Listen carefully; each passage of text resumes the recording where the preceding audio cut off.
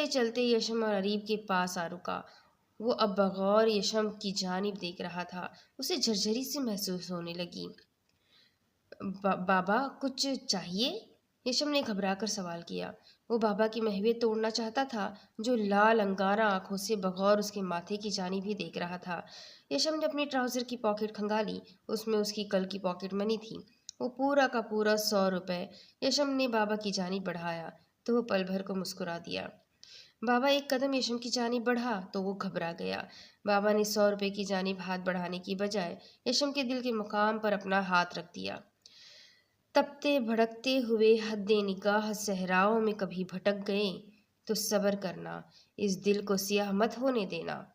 फकीर बाबा ने उसकी आंखों में देखकर कहा। यशम ने नासमझी से उन्हें देखा। बाबा कि क्या बोल रहे हैं आप? हमें बिल्कुल भी समझ नहीं आई। अरे बाबा,